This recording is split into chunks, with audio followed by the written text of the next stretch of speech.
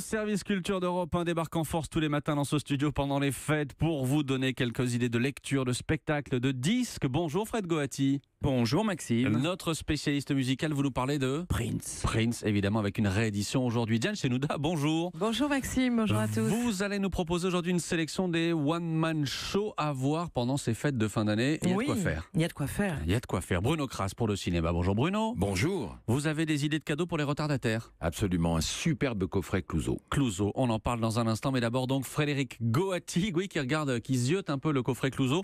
On en parlera après. Frédéric, vous avez choisi aujourd'hui de revenir sur la réédition deluxe, s'il vous plaît, de l'album de Prince, une star planétaire. C'était en 84 et c'était évidemment Purple Rain. Mais avant de retourner 33 ans en arrière, j'ai un petit cadeau pour nos auditeurs. Sympa. Écoutez bien, c'était le 14 avril 2016, les dernières notes chantées par Prince lors de son ultime concert à Atlanta, une semaine avant sa mort, sur l'air de Purple Rain, bien sûr.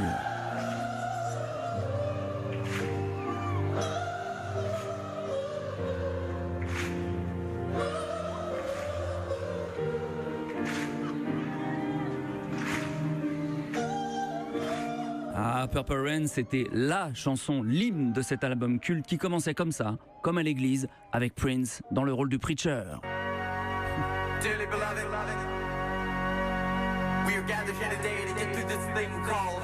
This thing called life, cette chose qu'on appelle la vie, une vie que Prince menait alors à un train d'enfer et dont le seul rival était alors un certain Michael Jackson. Évidemment. Purple Rain fut numéro 1 des ventes d'albums et numéro 1 du box-office puisque le film du même nom était sorti en même temps. Quant au génial 45 tours Wind of Cry, numéro 1 aussi. Et alors Frédéric, qu'est-ce qu'elle a de plus cette version deluxe de l'album Purple Rain? Un son remasterisé avec amour par Prince lui-même, un DVD bonus d'un concert de 1985, une magnifique édition vinyle et surtout des raretés et des inédits extraits des archives de Prince qui font tant fantasmer ses admirateurs et les collectionneurs. Exemple, cette friandise électronique.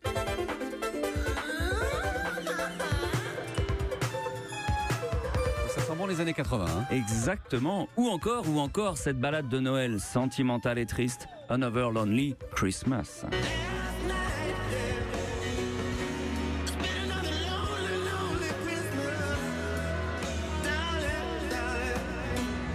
Bref, de quoi ravir celles et ceux qui vont découvrir cet album essentiel, mais aussi tous ceux qui croyaient le connaître par cœur. Allez, encore une fois, Purple Rain et son intro magique. Et non, décidément, pas question de passer entre les gouttes de cette pluie-là.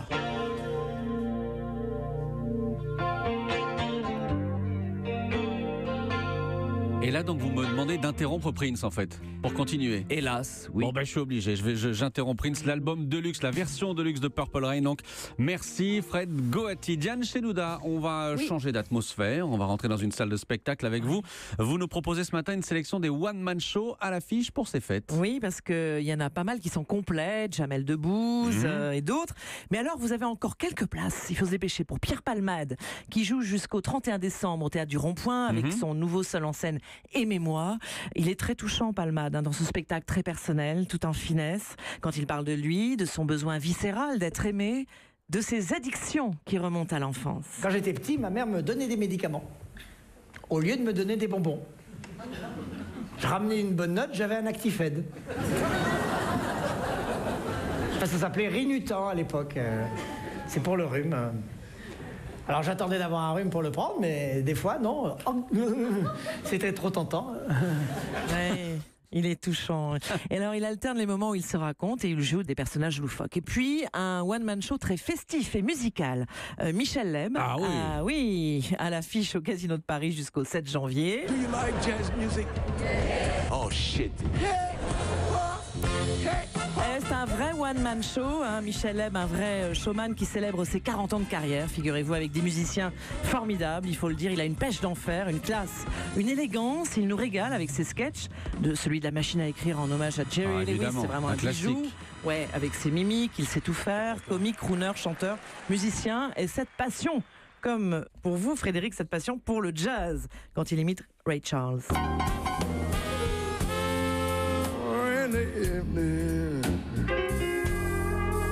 In the evening when Un autre Michel à l'affiche, Diane, cette fois à la Gaîté Montparnasse jusqu'au 6 janvier. Oui, Michel Boujna, qu'on adore, qui nous fait rire avec ses anecdotes ubuesques sur sa famille, son père, sa mère, son enfance, ses origines, sa vie rêvée. Encore plus rêvée, c'est le nom de son one-man show, mené tambour battant avec une infinie tendresse, la folie, la générosité de Boujna. La vie c'est beau, la vie c'est con et c'est compliqué. Je l'adore ta vie d'ailleurs. Je l'adore, j'aimerais vivre comme toi, je te jure. Tu rentres à 3h, 3h30 du matin, tu dors jusqu'à 4h de l'après-midi, c'est une merveille. Quand tu te lèves d'ailleurs, c'est ton corps qui se lève, ton cerveau il reste dans le matelas, je suis sûr. Voilà, vous avez en région d'un mot le magicien et comique Éric Antoine qui tourne et qui a beaucoup de talent et qui tourne un peu partout en France. Et voilà pour la sélection de Diane Chenouda. Bruno Kras, on parle beaucoup de Clouzot en ce moment, on commémore les 110 ans de sa naissance, il est né en 1907. C'est le moment donc d'offrir, pour ceux qui seraient un peu en retard, d'offrir ce beau coffret que vous avez juste en face de vous, car Clouzot, c'est une véritable légende du cinéma. Oui, ce qu'il y a d'extraordinaire avec Henri-Georges Clouzot, c'est qu'il n'a fait que 12 films et que parmi eux, il y a beaucoup de chefs-d'œuvre qui ont marqué les années 50 et 60 et qui vont rester évidemment dans l'histoire du cinéma.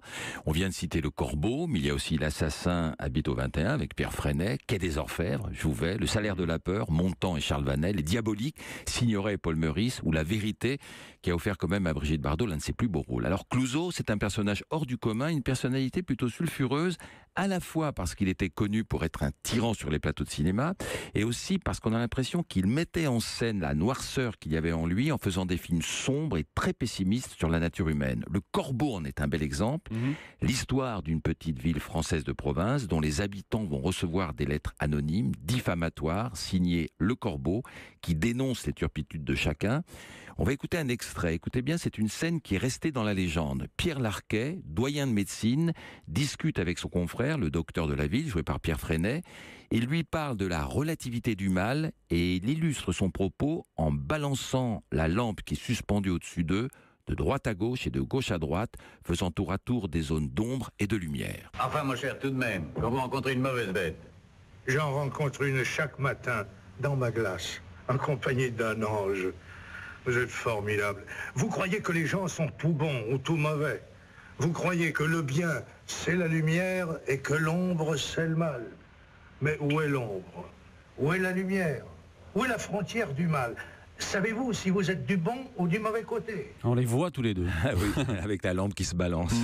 Alors il faut préciser que ce film avait été fait avec des capitaux allemands pendant la guerre, que son ambiguïté a déplu à la fois au pouvoir pétainiste, aux Allemands et à la résistance communiste, qu'à la libération Clouzot a été suspendu 2 ans, mais que quand il a retrouvé le chemin des plateaux, en 1947, il a réalisé un autre chef-d'œuvre, Quai des Orfèvres.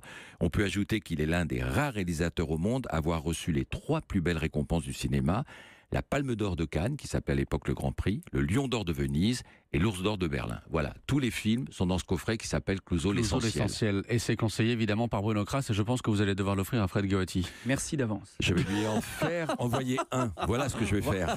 C'est Ah, sympa. moi j'adorerais aussi. Ah bah voilà, vous allez avoir dois du dire. boulot, Bruno Kras. Merci à tous les trois, merci Bruno. Merci à tous les trois d'être venus aujourd'hui dans Melting Pot. Avec plaisir, Maxime.